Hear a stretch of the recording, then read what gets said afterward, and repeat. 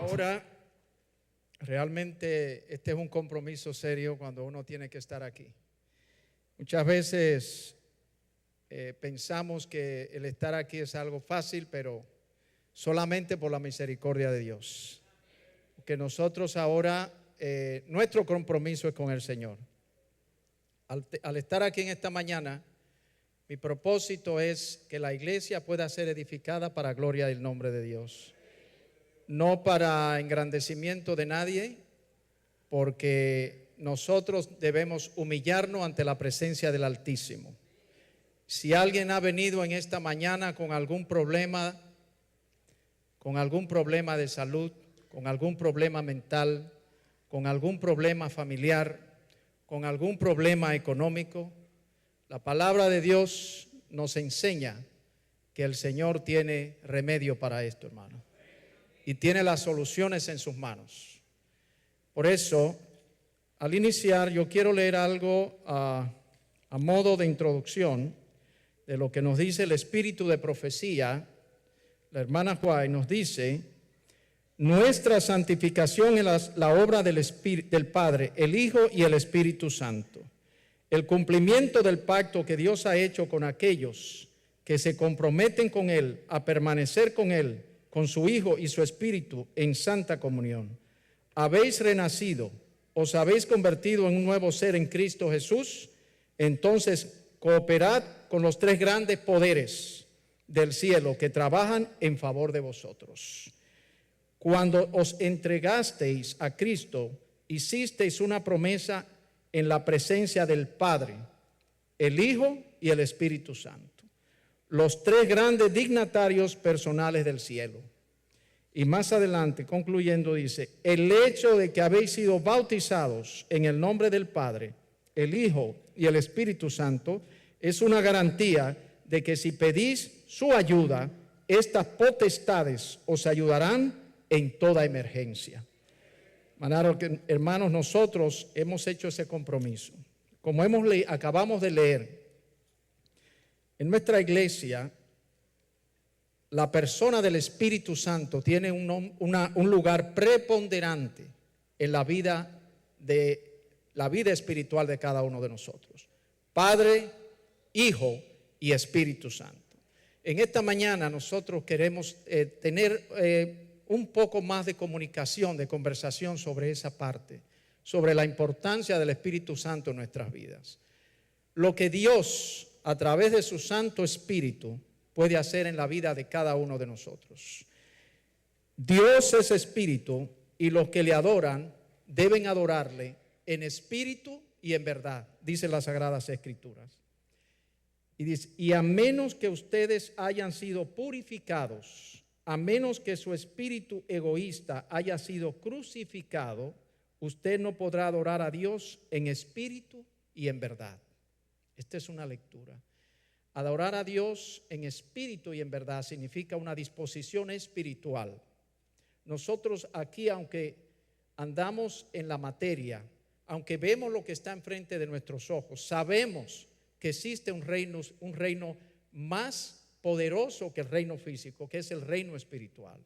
El reino espiritual nos lleva a nosotros a entender de que ahora mismo, por ejemplo, en este lugar hay batallas, de que en este lugar hay presencia, de que en este lugar hay ángeles que están luchando para que el poder de Dios se manifieste.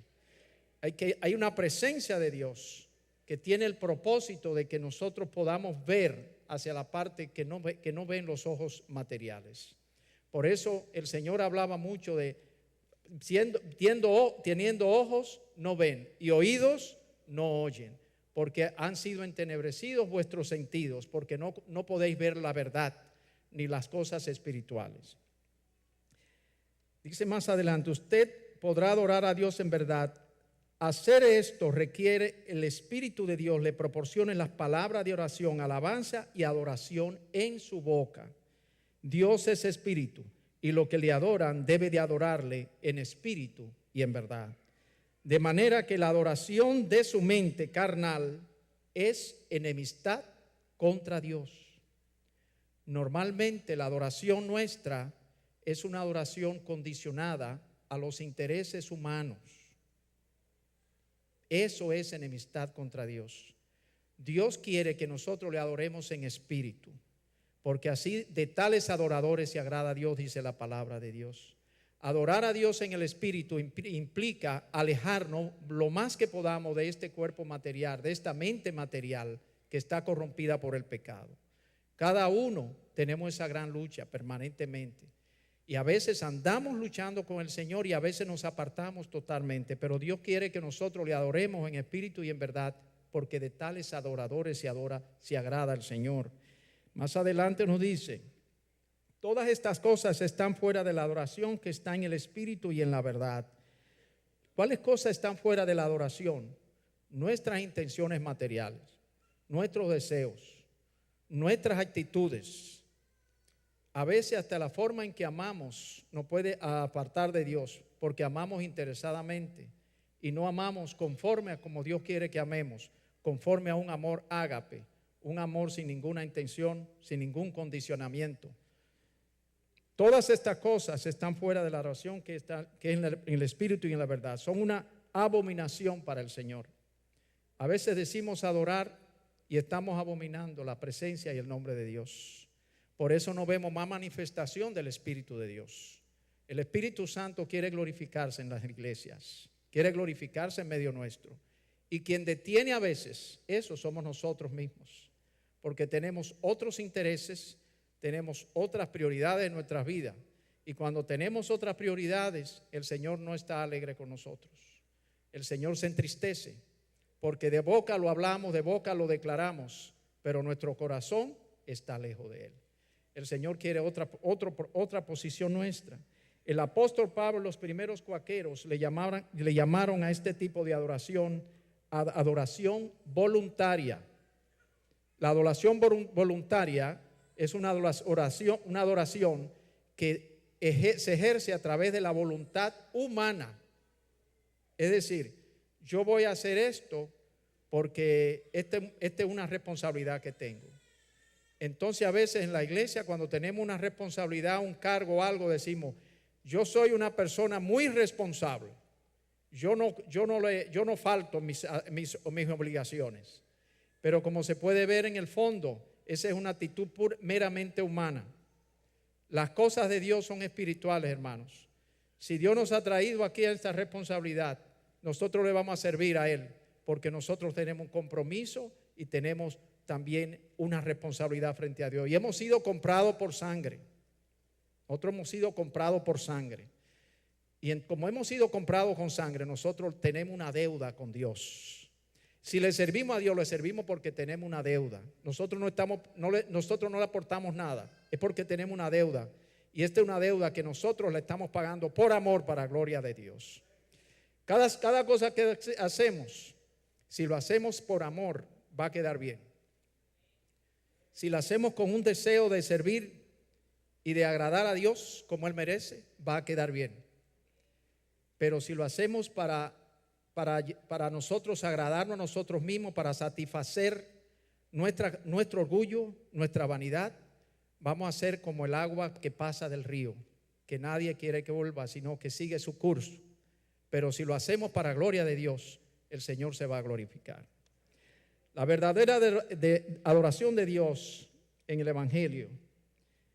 Dice, ustedes conocen este pasaje, cuando la mujer samaritana y el Señor estaban ante el pozo. El Señor le dijo: pero la hora viene, y ahora es, cuando los verdaderos adoradores adorarán al Padre en espíritu y en verdad, porque también el Padre busca a tales adoradores. La verdadera adoración es en el espíritu y en la verdad. Y los verdaderos adoradores adorarán allí. Y el Padre busca esos adoradores y Él acepta esos adoradores. En algún momento el Señor le dijo a aquella mujer: la hora viene y ahora es, cuando ni en este monte ni en Jerusalén adoraréis. El monte a que se refería Jesús era en Samaria. Había un monte que era el monte de Gerizim. Aquel lugar era un sitio de adoración. Ellos consideraban adorar al Dios alto allí en aquel lugar. Pero el Señor le dijo: ni en este monte ni en Jerusalén, porque Jerusalén era como si fuera el tabernáculo de adoración para todo el pueblo de Israel. Por lo tanto, cada año tenían que ir allí a adorar ante la presencia de Dios. En los samaritanos, como tenían una controversia con el pueblo de Israel, adoraban en su pueblo y tenían un monte el que ellos consideraban que allí se manifestaba la presencia de Dios. Hay personas que van a Jerusalén a adorar todavía en estos tiempos, porque consideran que allí se manifiesta más de cerca y se siente el poder de Dios. Algunas personas, como recientemente un grupo fue a viajar allá y tuvieron una experiencia maravillosa, el pastor nos contó esto y nos dijo que se siente cosas sublimes allí. Y yo le voy a decir en esta mañana, el Señor, como lo profetizó en aquel momento, permite que todos los adoradores puedan adorar donde quiera que estén. No importa dónde tú estés en cualquier parte de la tierra, porque la hora viene y ahora es cuando los verdaderos adoradores adorarán al Padre en espíritu y en verdad. Y no en este monte, no en Jerusalén, sino en cualquier parte del mundo. El apóstol Pablo dice, orando en todo tiempo en el espíritu con toda oración y ruego. Oración del espíritu, no oración voluntaria, oración del espíritu, que se manifiesta a través del derramamiento del Espíritu Santo de Dios en cada uno de nosotros. Sin el derramamiento del Espíritu Santo, nuestra adoración carece de un condimento especial.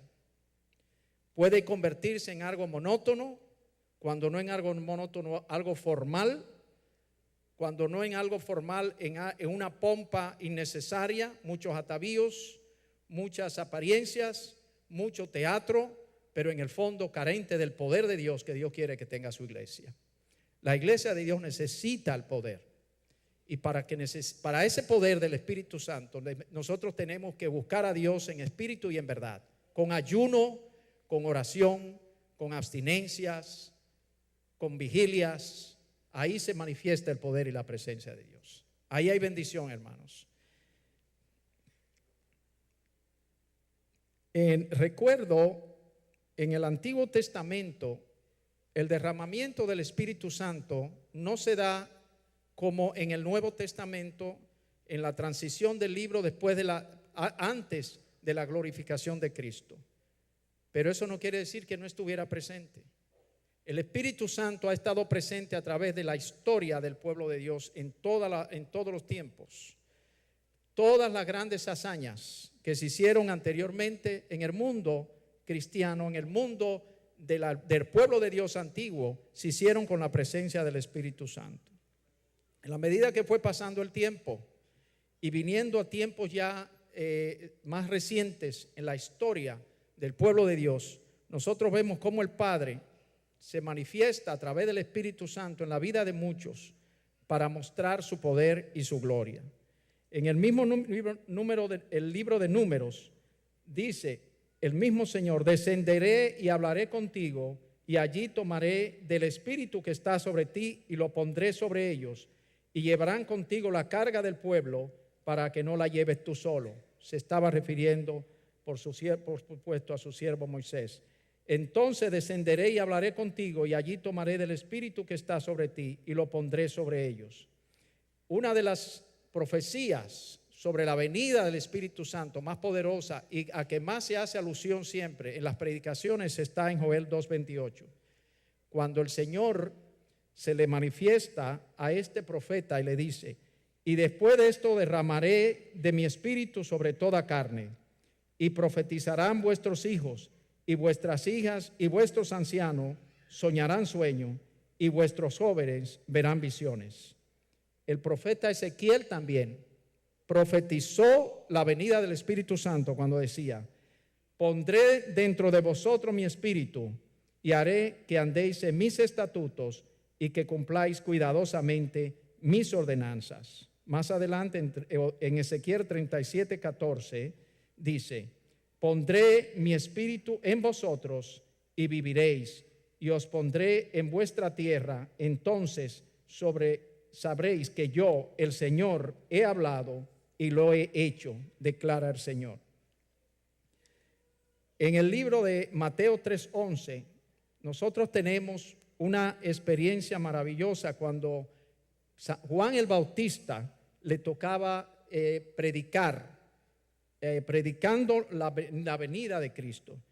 Dice, y el hacha ya está puesta a la raíz de los árboles. Por tanto, todo árbol que no da fruto es cortado y echado fuera al fuego.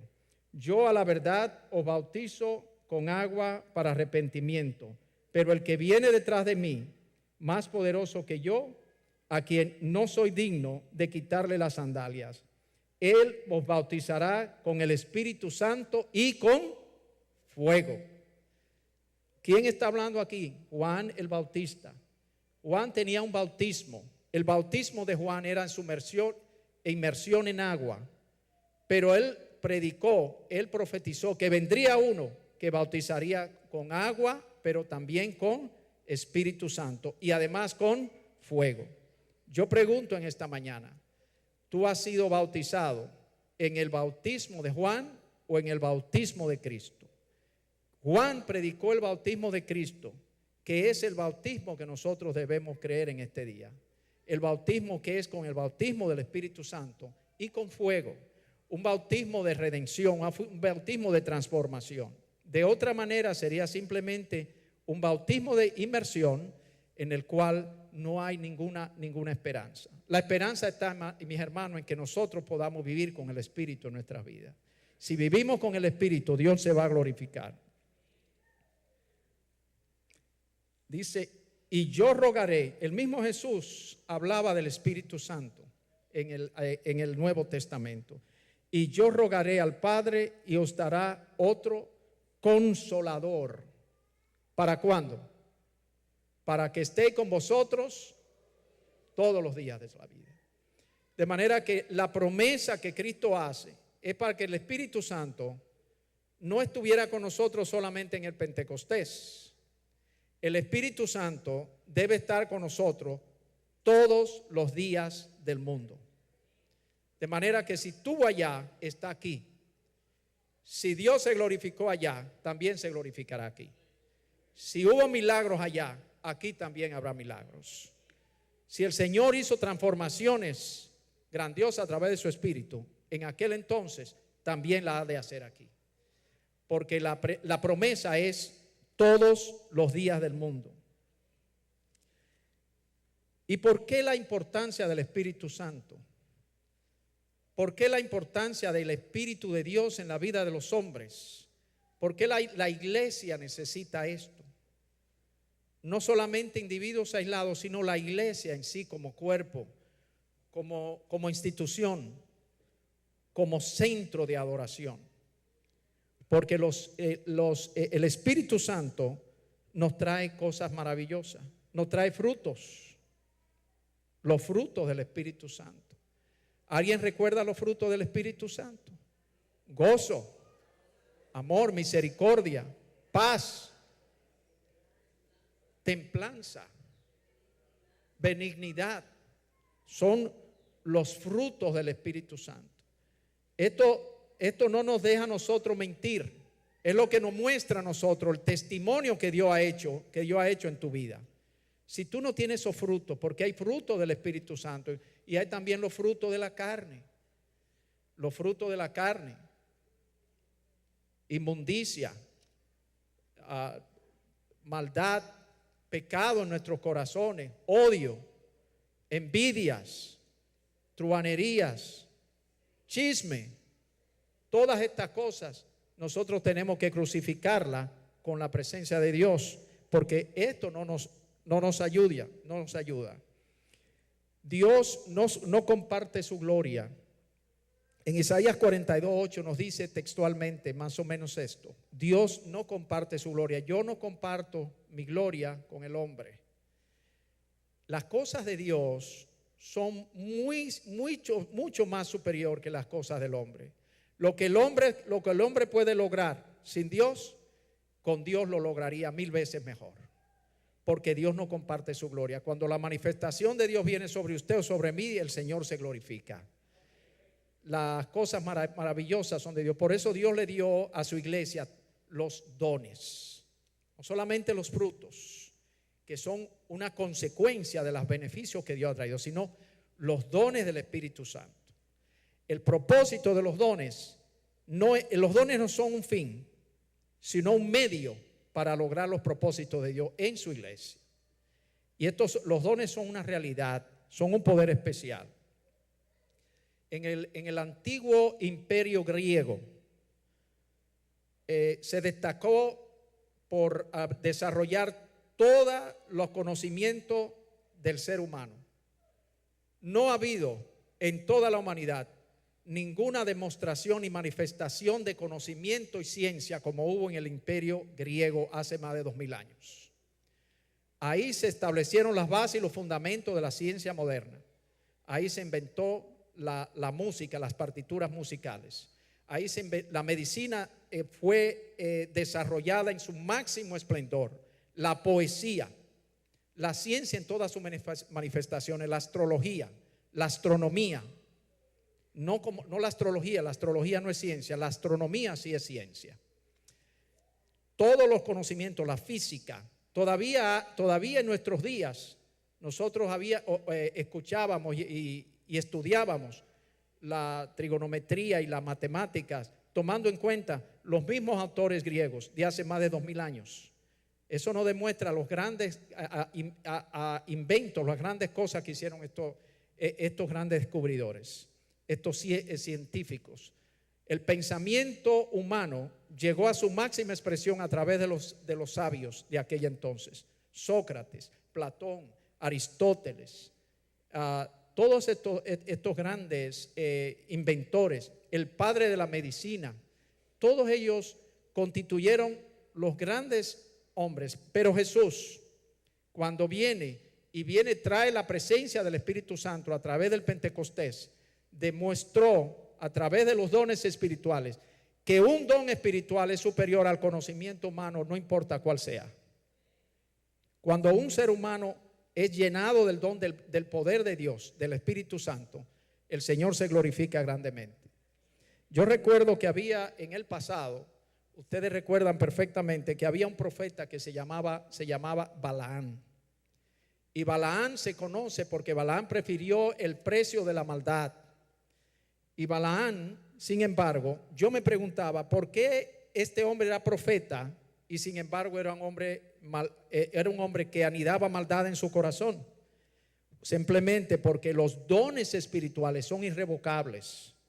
Cuando Dios te otorga un don, no te lo quita, no es revocable, no se desaparece. Los talentos, que son otras características, sí desaparecen, pero los dones no, porque los dones son irrevocables. Balaán fue profeta y seguía siendo profeta. Y ustedes saben la historia, no vamos a entrar en detalle. Pero sí quiero dejar sentado en esta mañana que en los dones espirituales el Señor se glorifica en la iglesia de una manera que sin los dones la iglesia no lo puede hacer. Por eso es necesario que la iglesia tenga el Espíritu Santo para que pueda manifestarse a través de los dones, porque los dones son lo que van a hacer una obra grandiosa en la iglesia de Dios. Nosotros, llenos cada uno, otorgados los dones que Dios quiere que tengamos, podemos hacer la obra de Dios mucho mejor que como la podemos hacer sin ellos. Yo tengo una lista de dones espirituales aquí que voy a compartir con ustedes. Ustedes me dicen quiénes en el Nuevo Testamento, quienes, incluyendo a nuestro Señor Jesús, pudieron poner de manifiesto estos dones espirituales. Y ustedes van a descubrir cosas interesantes. Por ejemplo, hay dos dones primero que habla palabra de ciencia y palabra de sabiduría. ¿Quiénes pusieron de manifiesto eso en la palabra de Dios? ¿Pueden hablar? ¿Quién? Salomón. ¿Quién más? Pablo. Cristo. Palabra de ciencia, palabra de sabiduría. ¿Usted sabe lo que es palabra de ciencia? La iglesia posiblemente no está informada. La palabra de ciencia es aquella en que yo, sin saber cuáles son tus propósitos que tú tienes, yo puedo descubrirlo. Como le dijo él a Simón cuando fue a llevar la mujer adúltera a la casa que compartieron. supo lo que estaba pensando y le dijo, yo he venido aquí, esta mujer me ha limpiado desde que estuve, me ha ungido con un perfume de alabastro. Sin embargo, ¿tú qué has hecho por mí? Eso es una palabra de ciencia. Voy a pedir la fe.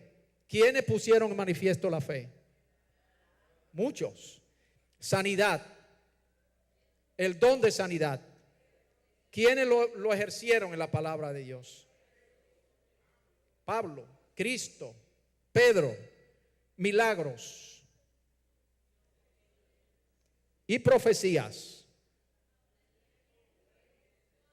Esos son dones del Espíritu, hermano. Lenguas, discernimiento del Espíritu. El discernimiento del Espíritu es poder determinar, poder declarar cuando un espíritu viene de Dios o no viene de Dios. Lenguas, don de lengua, los apóstoles, Dios le dio el don de lengua para que ellos pudieran predicar la palabra a miles de personas en ese día. Interpretación de lenguas, apostolados, profetas, maestros. ¿Quiénes eran maestros en la palabra de Dios? ¿Quién recuerda? Jesús. ¿Quién más? ¿No recuerdan a alguien más? Muy bien. Ayuda. ¿Quién ayudaba? Había una mujer muy famosa que se hizo famosa, que ayudaba. Ese era un don que tenía. ¿Cómo se llamaba? Dorcas. Administración. ¿Quién era un buen administrador? Dios le dio un don para eso. ¿Quién lo era? Judas era administrador, hermano. Judas recibió un don de administración. Por eso el Señor lo tenía administrando los bienes.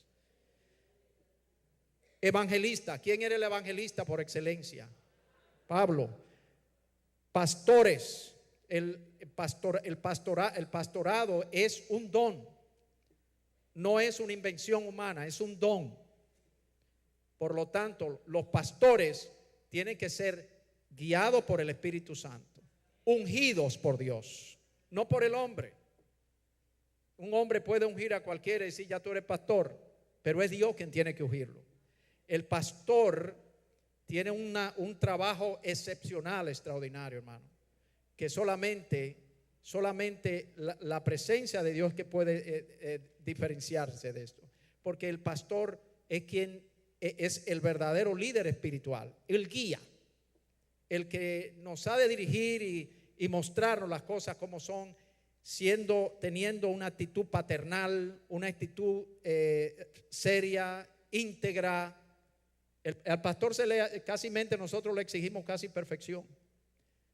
La condición del pastor no es tan fácil, es sumamente complicada, pero la gloria sea para Dios. Hay pastores que son de Dios, ¿verdad que sí? Amén. La gloria sea para Dios. Servicio, exhortación, presidir, repartimiento y misericordia. Todos estos dones, que son los principales que menciona la palabra de Dios, están contenidos en los libros de Romanos, Primera de Corintios y Efesios 4, 10, 12.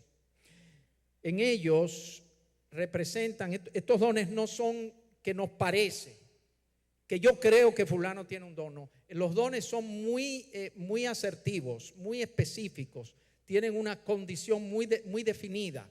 Cuando una persona tiene un don, lo tiene. Si hay si una persona tiene un don de milagros aquí, todos nos vamos a dar cuenta. Si una persona tiene el don de profetizar, todos nos vamos a dar cuenta. Porque esa persona no tiene que salir a decirlo, sino que todos lo vamos a saber por testimonio.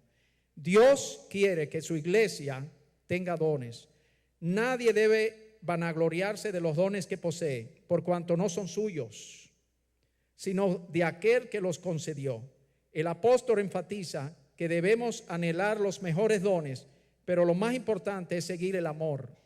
En otras palabras, que nuestra meta sea amar y luego procurar los dones espirituales. Porque no está fundamentado todo lo demás, porque sin este fundamento, todo lo demás no tiene valor alguno. Oiga lo que dice, sin el fundamento principal, que es la misericordia, ningún don tiene importancia. ¿Cómo yo voy a ejercer un don si yo desprecio al hermano? Si yo no me interesa la vida del hermano, no me preocupa, no estoy preocupado por lo que le pase ni por lo que le deje de pasar, si no amo, si no tengo misericordia.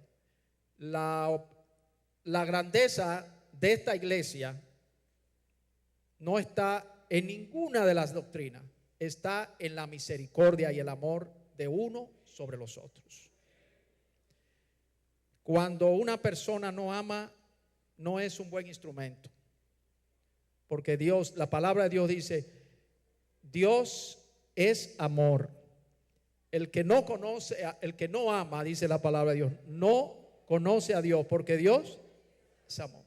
Si tú no conoces, si tú no buscas, si tú no amas, es porque el Señor no ha llegado a tu alma, a tu vida. Después todo lo demás está bien. El propósito de los diferentes dones del Espíritu es la utilidad. Pablo les dice que no les ha escondido nada a los que podía serles útil y ventajoso. La soberanía de Dios en la elección de don y el beneficiario se ve varias veces a lo largo del capítulo 11 y primera de Corintios, repartiendo a cada uno en particular como Él quiere. Mas ahora Dios ha colocado los miembros, cada uno de ellos, en el cuerpo como Él quiso.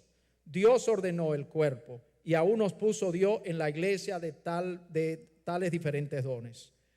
Entonces pongan atención a esto, hermanos. Los complejos de inferioridad y de superioridad son los que dañan la armonía del crecimiento de la iglesia, no permitiendo la ejecución de los mismos y dañando a aquellas personas con su desprecio. En cambio, la armonía se consigue cuando se da más honor a los que no tienen y cuando se comparten las penas y las alegrías de cada uno de los miembros. Los complejos de inferioridad, los problemas personales pueden llevarnos a ser una maldición para la iglesia en vez de ser una bendición. Y Dios nos ha a nosotros traído aquí para que seamos una bendición para este cuerpo. Este cuerpo necesita que cada uno de nosotros sea un elemento de paz, de confraternidad, de mantener la unidad, la integridad de este cuerpo, porque este cuerpo es de Dios, hermanos. Esta es la presencia, este es el lugar donde Dios se manifiesta.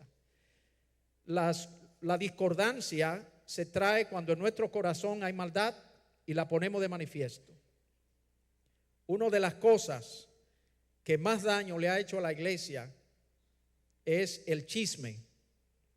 Donde quiera aparece alguien con un chisme, con una actitud de crítica sobre otro hermano, sobre el dirigente, sobre el hermano cualquiera y el otro. Hay muchas cosas que yo en mi vida no he podido conquistar como individuo, pero una de las cosas que creo que he podido aprender y he podido poner en práctica es dejar de ser un criticón y un chismoso. Cada uno de los que está aquí presente, yo le digo en esta mañana, muy difícil diré una palabra de usted a su espalda. He luchado contra eso toda mi vida y Dios me ha dado victoria para gloria de su nombre. Creo que lo peor que puede hacer un ser humano es criticar a otro para dañarle, para dañar su reputación, para dañar su integridad, para dañar su persona. En la iglesia se ha hecho común, pero eso no es de los hijos de Dios. Eso no es de los hijos de Dios. Los hijos de Dios tienen otros propósitos, otras metas. Dios tiene otra visión para nosotros. Nosotros no podemos amar a nadie cuando lo criticamos. Y si lo va a criticar, díceselo enfrente, personalmente. Creo que esto es así y esto es así. Y tú estás en esto y está en esto. Pero no con otro hermano. Por eso en esta mañana, esta es parte de este sermón que nosotros estamos concluyendo para la gloria de Dios. Los dones, en fin, nos comunican, nos hacen una iglesia más poderosa y más fuerte. Y el crecimiento de esta iglesia va a depender siempre de los dones espirituales. Algo que no puedo pasar por alto: en el antiguo pueblo de Dios, cuando vino la manifestación del Espíritu Santo, que se manifestó a través de los dones espirituales, la iglesia creció en una forma asombrosa, vertiginosa. No había necesidad de estar haciendo muchas reuniones, sino que los apóstoles y los hijos de Dios salían a la calle y las personas venían por cantidades y se reunían para glorificar el nombre de Dios. En el libro de Hechos, capítulo 4, versículo 34 dice: y no había entre ellos ningún necesitado. La iglesia se movía en torno a la bendición que Dios le estaba dando. Y en el libro de Hechos 5:16 dice: y todos eran sanados. Eso era la manifestación de los dones del Espíritu Santo. Cuando los dones del Espíritu Santo están manifestados, milagros en cantidad habrá. No habrá necesidad a veces ni de dar un sermón, porque el sermón sería simplemente testimonios para gloria de Dios. Muchas veces mejor testimonios que sermones. Los testimonios son poder de Dios para la iglesia. Dios se glorifica con los testimonios poderosos. En esta mañana yo quiero darle las gracias a la iglesia de Diamond por permitirme exponer la palabra y presentar la palabra de Dios. Quiero decirle que este alto privilegio de yo poder pararme aquí a dirigirme ante ustedes es un privilegio que aprecio y he apreciado desde hace más de 30 años cuando entré en la iglesia. No se lo da este privilegio a todos. Hoy me ha tocado a mí, le doy la gloria a Dios. Agradezco y le pido que el Espíritu Santo, su presencia, su poder, su gloria se pueda manifestar en este lugar.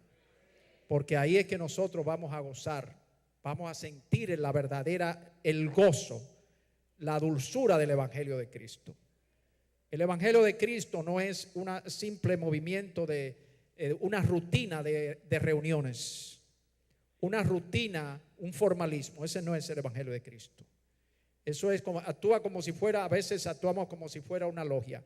El Evangelio de Cristo es poder y salvación para los seres humanos. Usted quiere estar ahí cada momento. Usted quiere estar en medio ahí, moviendo de lo que se mueve. Usted no se quiere perder un día. Y recuérdese que cuando se manifestó la presencia del Espíritu Santo, la iglesia de Dios se reunía, ¿cuántos días a la semana? Todos los días. Todos los días. No podían estar ahí porque querían ir. Eso debe pasar con nosotros. Y el poder de Dios se va a manifestar en gran medida. Que Dios nos bendiga, hermanos.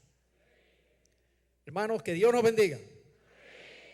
Gracias por este privilegio y que Cristo Jesús sea con cada uno de ustedes.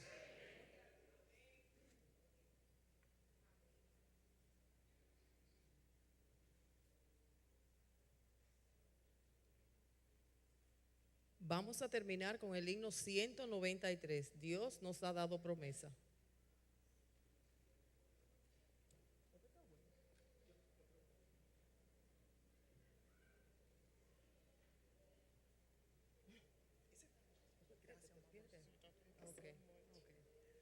Puestos de pie.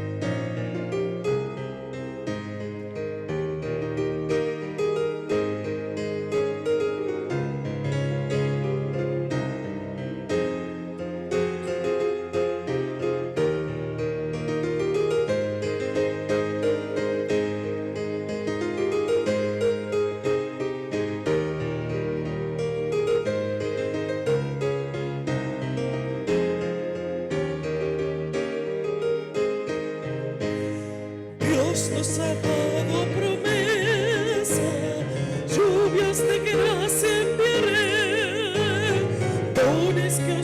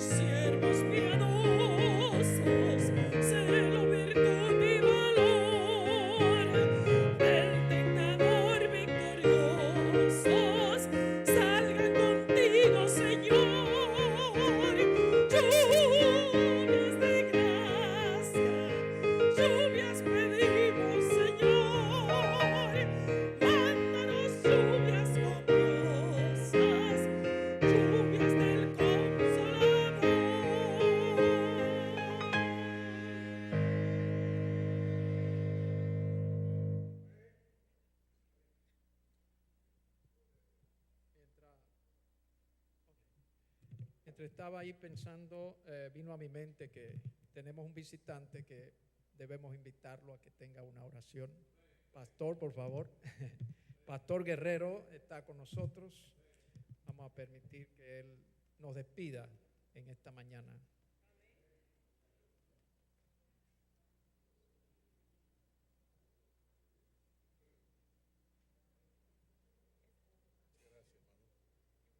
Vamos a tener la bendición final. Muchas gracias, Señor, por la bendición de tu palabra.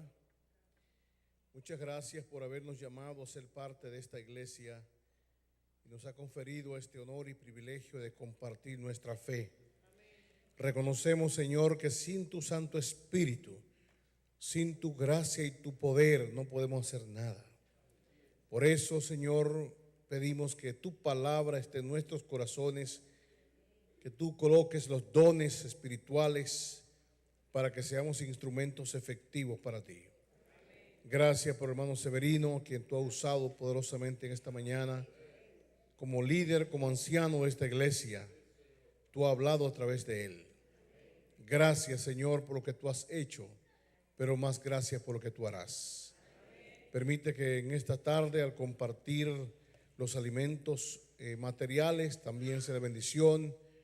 El compartir la fogata misionera esta tarde a las 2:30, que tú también estés con nosotros, y sobre todo la reunión de los administradores a las 3, que podamos ver tu gloria descender, que tu iglesia sea edificada y sea bendecida, que los amigos presentes, los visitantes sientan que han estado en tu presencia y que nadie salga de este lugar sin antes salir con tu bendición. Bendice a cada uno, Señor. Pasa por las bancas, pasa por los asientos, toca sus cabezas y bendícelos. Tócalos, Señor, a cada uno, toca sus cuerpos y dale salud a los enfermos, dale paz a los angustiados, dale esperanza a aquellos desanimados, dale fe a los que están débiles. Oh Señor, que tu gracia nos cubra en esta hora. Gracias, Señor. Gracias por estar con nosotros. Gracias por bendecirnos. Presentamos esta oración en el nombre más dulce, el nombre de Jesús. Amén. Amén.